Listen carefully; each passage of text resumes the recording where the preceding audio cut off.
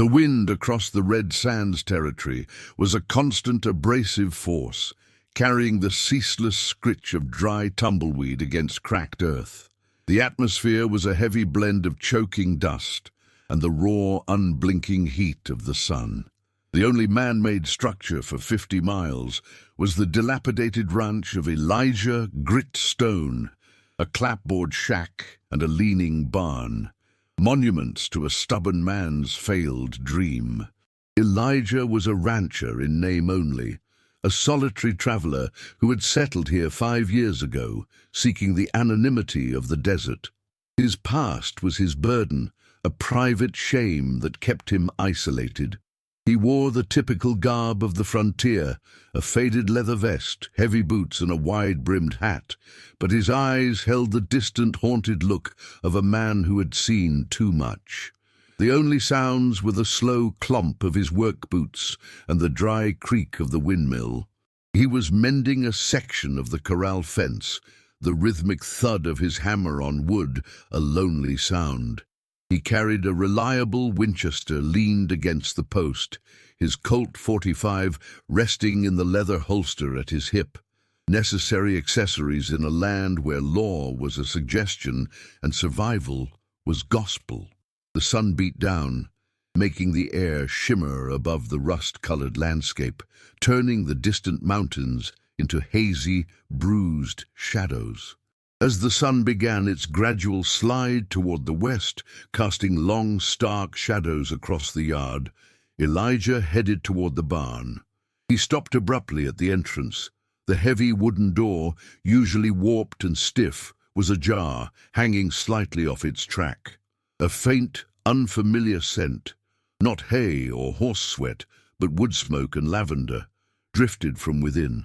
He moved with the practiced quiet of a hunter. He drew his Colt, the polished wood grip cool and familiar in his hand, and stepped inside. The air was thick with the smell of dried straw and mildew. The only light came from the dusty cracks in the walls, illuminating shafts of floating motes. "Show yourself!" Elijah called out, his voice low and gritty, echoing slightly in the dark space. "I ain't looking for a fight, but I finish the ones I start. Now come out slow." From behind a mound of rotting hay bales, a figure slowly emerged. It wasn't a man or a bandit, but a woman, slight and frail, cloaked in a dusty, dark dress. She was pale, her face streaked with dirt and tears, and she clutched a small woven cloth bag to her chest. Her eyes, wide with terror, were fixed on the muzzle of Elijah's pistol. "Please, sir, I mean no harm. I just needed shelter. They killed him. They killed Samuel," she whispered, her voice raw with grief. "She was the widow."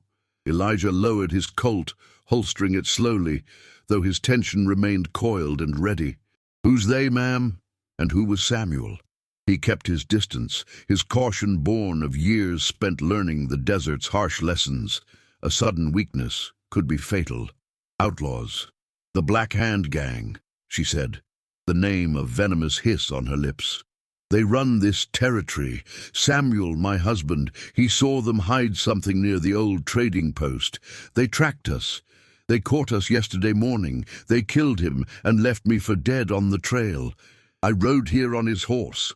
She gave out just a mile back." She swayed slightly, near collapse. "They'll be back, sir. They never leave witnesses." Elijah looked at the fragile woman, whose presence had just shattered the solitude he desperately maintained. He felt the cold, familiar tug of responsibility, a conflict between his need to remain isolated and his inherent code of protection. "I ain't got no horse but my own, ma'am, and no telegraph. You just brought a whole heap of trouble right to my doorstep." He looked out through the crack in the barn door. The sun was gone. The desert night was falling, cold and vast, and the wind carried a new sound, a faint, rhythmic thud on the distant trail. The rhythmic thud grew louder, clearer, the unmistakable synchronized beat of hooves. It wasn't one or two riders, it was a group, moving with aggressive purpose. The widow gasped, clutching her bag tighter. "They're here!" They followed the trail of Samuel's mare, their back to finish the job. The thunder of hooves grew into a deep, vibrating resonance that promised violence. Elijah Stone moved quickly, grabbing his Winchester and pulling the woman, Sarah, deeper into the shadows of the barn. The air inside, thick with fear, seemed to constrict his lungs. The sounds of the approaching riders, the jingle of spurs, the hard metallic clank of rifles, and the rough guttural shouts were terrifyingly close. "You stay low, ma'am. Don't make a sound," Elijah ordered, his voice barely a whisper. He checked the loading gate of the Winchester, feeling the smooth, cold brass of the cartridges. "How many?" "At least 6, maybe more. Led by Jessup, a brute with eyes like ice and a coat too fine for the desert. They ride like the devil himself owns their souls," Sarah whispered, her breath hitching with terror. Elijah crept to the barn door crack, peering out. The sight was worse than he feared. 6 riders, heavily armed, their silhouettes looming large in the creeping moonlight. They were the Black Hand Gang, instantly recognizable by the black bandanas covering their lower faces and the arrogant way they surveyed his meager ranch. They circled slowly, their movements calculated and silent. The gang's leader, Jessup, dismounted, his expensive black duster coat standing out against the dusty yard. He carried a customized silver-plated Colt in his hand. "Stone, we know she's here. Send the woman out now and we'll leave you with a bullet and a quick burial. Refuse, and we burn this whole pigsty down with you in it." His voice was smooth, cultured, and utterly devoid of mercy. Elijah shifted his Colt 45 slightly in its holster, feeling the leather creak. He had a duty to himself, to stay isolated, and a duty to the helpless woman. The internal struggle was agonizing. His own secret past demanded silence, but the code of the frontier demanded defense of the weak. "Ain't no woman here, partner. Just me and my rifle," Elijah shouted back, his voice rough but steady. "Ride out now, and I'll forget I ever saw your ugly mugs." Jessup laughed, a short, ugly sound. "A pity, Stone. We heard you were a man who knew how to keep to himself. Now you're keeping company with a problem. Find her, boys, and bring me the man first. I want to look him in the eye when he learns what happens to men who hide what belongs to us." The gang spread out, moving with a practiced coordination. 2 men headed for the shack, 2 stayed to guard the main entrance, and 2 began to circle the barn. Elijah backed away from the crack, the silence now broken by the heavy thud-thud of boots on the dusty ground. He had a few seconds before they breached the barn door. Sarah suddenly clutched his arm, her eyes wide. "Before they get me, take this, please." She thrust the small woven bag into his hands. It was heavy, and the contents clinked with the unmistakable sound of metal. Gold and silver coin. "It's not just money, it's a map. They killed Samuel for it. They think I know where it leads. It's near the 3 peaks, near the old sacred ground." Elijah felt the cold weight of the bag. He was no longer just protecting a widow. He was now protecting the very thing the outlaws wanted, and its location implicated the sacred lands of the local Native American tribes. He shoved the bag inside his vest. "The map ain't worth your life, ma'am," Elijah whispered, drawing the derringer from its hidden vest pocket, a final surprise. "But your life's worth my time. Get under the hay. I'll make a stand at the center post. When the shooting starts, you run out the back." The heavy barn door shuddered as 2 outlaws began to smash it open with the butts of their rifles. Elijah raised the Winchester to his shoulder, his heart pounding a furious rhythm. Just as the door splintered open, he heard a sound that was not human. A low, rhythmic thrumming, a signal echoing from the distant ridges that he knew instantly. The warning drum of the Apaches. The danger had just multiplied, encompassing not just outlaws, but ancient territorial conflict. The sound of the warning drum, a deep, resonant thump-thump, was almost imperceptible beneath the chaos of the breaking barn door, but Elijah's desert-trained senses caught it instantly. It was a signal of presence, of territory being watched. The Black Hand gang, focused on the woman and the gold, missed it entirely. The door burst inward with a splintering crash.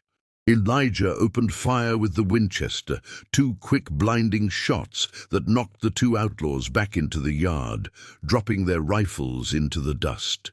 He moved with a speed that belied his weariness, the action of the rifle smooth and practiced. The flash of the muzzle blinded him momentarily, and the smell of gunpowder filled the humid air of the barn. "He's hit! He's armed! Get him!" Jessup roared from the darkness. Elijah turned to Sarah, pointing to a small, hidden access panel leading to the back corral. "Go! Run! Don't stop until you reach the dry riverbed. Head east, don't look back." Sarah, terrified but resolved, nodded and scrambled out the back. Elijah provided cover fire, pushing 3 more quick shots out the broken door. He was trapped now, but the noise of the gunfight was a loud, crude invitation to the tribe that was watching from the hills. He needed to survive long enough for the Apache to make their move. He dashed to a back window, reloading his Winchester with his practiced fluid motion. The moonlight illuminated the yard where Jessup stood, silhouetted against the dark sky, aiming a double-barreled shotgun toward the barn. Jessup was a dangerous man, a calculated killer. "You think you're smart, Stone. We take what we want. We will find the woman and the map. That gold belongs to the railroad syndicate, and anyone who touches it belongs to the buzzards," Jessup shouted, giving Elijah the first real piece of information. The gold belonged to the powerful industrial interests pushing west, not just common thieves. "The railroad's business ain't my business, partner. I'm just protecting my home." Elijah fired a shot high, forcing Jessup to duck behind a water trough. As the gunfight raged, Elijah heard another sound that stopped him cold, a sharp, high-pitched whistle, the sound of an Apache scout signaling his location. Then came the soft thud of muffled hooves, closer now, moving down the dry ridges toward the ranch. The Apache were closing the distance, drawn by the scent of battle and the intrusion of the white man's violence. Elijah realized his gambit had worked. He had drawn the attention of the tribe, but now he was caught between 2 fires. The outlaws who wanted the gold and the map that pointed towards sacred ground, and the Apache who wanted the white men out. He had to prove to the tribe that he was the lesser of 2 evils. He saw Jessup and 2 remaining men trying to flank the barn, moving along the shadows of the corral. They were disciplined, determined to corner him. Elijah aimed his Winchester one last time and fired at the hitching post, intentionally tearing the wood with a loud smash. It was a signal to the Apache, "I am here, I am fighting for my ground." Jessup, enraged by the persistent resistance, lifted his shotgun and fired both barrels directly at Elijah's position. The buckshot ripped through the thin wood of the barn, showering Elijah with splinters and knocking him backward into the hay. As his senses struggled to return, he heard the single, sharp crack of a rifle shot. Not his, not the outlaws, coming from the shadows of the nearby mesa. The Apache had entered the fight, and they hadn't aimed at the barn. The buckshot had grazed Elijah's shoulder, a searing pain that was instantly dulled by the adrenaline. He lay panting in the dust and hay, the smell of burnt powder heavy in the air. He pushed himself up, his eyes immediately searching for the source of the third, mysterious shot. The Apache shot had been precise. One of Jessup's flanking men lay still on the ground, his Colt dropped uselessly in the dirt. Jessup, realizing he was suddenly facing a third unseen enemy, screamed orders to his remaining men. "Apache, we're surrounded. Get to the horses. Forget the woman. We're out." The outlaws, faced with the terrifying prospect of fighting both an armed rancher and silent, unseen native marksman, broke their discipline. Elijah, though wounded, used the chaos to his advantage. He scrambled to the barn door and fired one more shot from the Winchester into the air, a clear signal to the Apache. "I am here. I am with you. against the enemy. The remaining outlaws, led by a panicked Jessup, mounted their horses and galloped out of the ranch yard, leaving their dead behind. They rode fast and hard, terrified of the silent threat in the hills. Elijah watched them go, his breath ragged. Silence returned, vast and profound, broken only by the heavy panting of his wounded horse in the corral. Elijah slowly walked out into the yard, the Colt still clutched in his hand. He looked up at the moonlit ridges, waiting for the inevitable. The air was cold now, and the adrenaline was wearing off, replaced by the dull ache of his wound. A single figure descended from the ridge, moving with the practiced stealth of a predator. He was tall and lean, wearing leather trousers and a simple buckskin shirt, his face painted with the severe lines of a warrior. This was the chief, armed with a long-barreled sharps rifle, the source of the deadly accurate shot. He stopped 10 feet away, his expression unreadable, his eyes fixed on Elijah. "You fight well for a white man alone," the chief said, his English slow and rhythmic, "but you bring the noise of the railroad men and the outlaws to our ancient land. Why did you not run when you had the chance, vaquero?" "They weren't just after me, chief," Elijah replied, nodding toward the dead outlaw, then patting his vest where the bag of gold and the map rested. "They were after this. The gold belongs to the railroad syndicate. The map points toward your sacred ground, the Three Peaks." He knew he had to be completely honest. The truth was his only defense. The chief's eyes, fierce and intelligent, narrowed at the mention of the Three Peaks, a holy site known only to the tribe. "The gold of the Iron Horse poisons everything it touches. The map is a sickness. You saved the woman and fought the enemy of the land, but you still carry the sickness." "I fought them so they wouldn't get it, chief. I respect your land. I respect your code. I don't want their gold or their war," Elijah stated, slowly lowering his Colt and offering the rifle butt first to the chief, a sign of respect and submission. "My name is Elijah Stone. I'm a man running from his past, not from justice. You tell me what the code demands, and I'll follow it." The chief took the rifle, his strong hand dwarfing the weapon. He felt the cold steel of the barrel. "The code demands honesty, vaquero. The code demands that a man prove his worth to the earth. You will face the trial of the scar." The chief led Elijah to the small, cold spring by the windmill. He pointed not to the water, but to his own reflection in the pool. "We see the killer in your eyes, Stone. Before you can be friend or foe, you must face the pain you carry. We will go to the sun circle at dawn. You will tell the tribe the true story of your exile, the innocent blood you carry on your hands. If your shame is true, we may trust you. If you lie, the desert will take your soul." The pre-dawn air was thin and frigid, carrying the scent of pine and stone. Elijah Stone stood in the sun circle, an ancient flat expanse of rock, high on the mesa, surrounded by the silent judging figures of the Apache tribe. The chief and the elders sat opposite him. The only sound was the low, hypnotic chanting of a single elder, a rhythm meant to call the truth from the deepest parts of a man's soul. Elijah's shoulder throbbed where the buckshot had grazed him, a dull, constant reminder of the violence of the previous night. He wore the shame of his past like a second skin.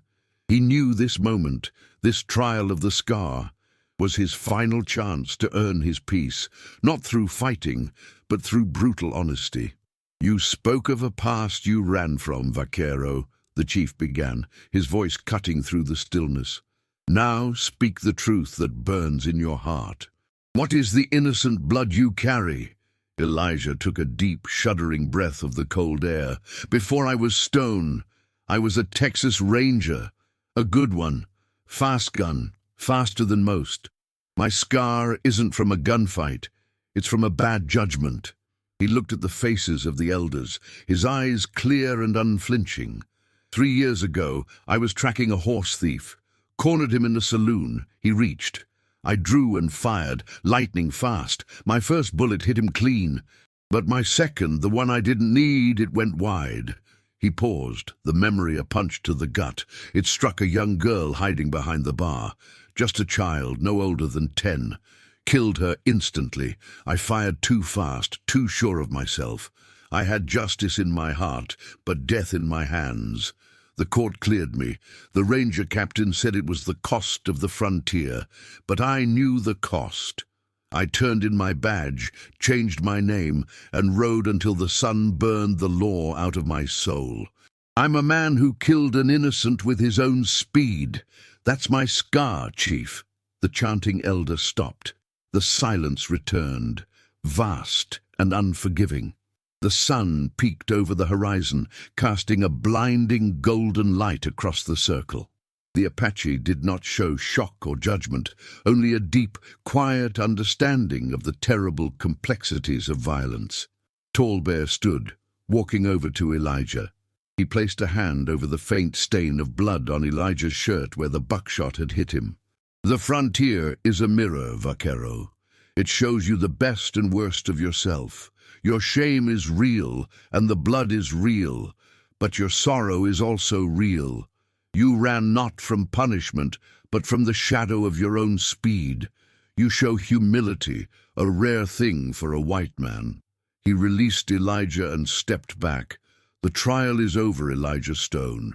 You are not an enemy, but you are not yet an ally. We need the map and the gold, not for greed, but so the white man's sickness does not contaminate the 3 peaks. You must now face your final choice. Do you give the map and gold to us and trust in the code of the Pinel? Or do you keep them and ride to turn them over to the law that you distrust? Elijah reached into his vest, pulling out the heavy woven bag. The gold glittered in the harsh morning light. As he did so, a loud, sustained bugle call echoed from the canyon below, the distinct, aggressive sound of the U.S. cavalry. Jessup, the outlaw, hadn't fled far. He had found the nearest fort and told the soldiers that the rancher and the Apache were colluding to steal government gold and were holding a white woman hostage. The cavalry, drawn by the lie and the promise of a fight, was coming fast and hard. The bugle call was a jarring military intrusion, a loud, organized threat that made the Apache warriors instinctively reach for their weapons. Jessup's treachery was complete. He had used the law to finish his own dirty work, turning the small gunfight into a large-scale confrontation between the cavalry and the tribe. Jessup is a snake, Chief. He used the cavalry to get his gold back, Elijah shouted, realizing the severity of the situation. They won't listen. They'll open fire on sight. We have minutes before they breach the canyon. Tall Bear stood firm, his eyes blazing with fierce resolve. They come for war, but we do not hide. We stand on our sacred ground. He looked at Elijah, his gaze demanding a final, ultimate commitment. The map and the gold, Elijah Stone. Give them to us. We burn the map and bury the gold where the white man will never find it. Elijah knew the moment was absolute. He could not run. He could not fight both the cavalry and the remnants of the Black Hand gang that were likely riding with them. His only path to honor was trust. He stepped forward, holding the heavy bag out to the chief. I trust your code, Chief. The gold is yours. The land is yours. I will draw the fire to myself. I will give them the target they're looking for. The man with the fastest gun, not the tribe. He drew his Colt 45 for the final time. Tall Bear took the bag, his eyes meeting Elijah's. You are a man of true honor, Stone. Go. We will deal with the gold and the map, but you must not die for us. You must live to tell the truth. Elijah nodded. He broke from the circle and ran toward his waiting horse, galloping hard, his Winchester raised high, riding directly toward the sound of the approaching cavalry. He rode with reckless abandon, a single, defiant figure against the organized force. He reached the canyon mouth just as the cavalry patrol, a dozen bluecoats led by a captain and a smirking, triumphant Jessup, came into view. Jessup pointed furiously. "That's him! The renegade! He killed my men and helped the savages steal the gold!" Elijah pulled Sundance to a sliding stop, kicking up a massive cloud of red dust. He had two choices: surrender and face a rigged trial, or fight and die a free man. He chose a third. "Captain, there's no woman and no gold here. The outlaws lied. The Apache are retreating. Your fight is with me, Captain. I'm the fugitive, the killer of the innocent. I'm the prize you want." Elijah roared, his voice cracking with emotion. He threw his Colt, empty now, a final symbol of his surrender to a higher purpose, into the dust. The captain hesitated, seeing the raw truth in Elijah's eyes and the dramatic, non-threatening surrender. He saw the genuine, defeated figure of a man who had faced death and chosen life, not for himself, but for a greater code. Jessup, furious, pulled his derringer and fired a quick, cowardly shot at Elijah. The bullet hit the ground inches from Elijah's boot. The captain, witnessing the blatant treachery of the outlaw, acted instantly. "Arrest that man! Jessup! He lied about the gold! He fired on a man in surrender!" the captain ordered, realizing the outlaw's scheme. The cavalry surrounded Jessup, taking him into custody.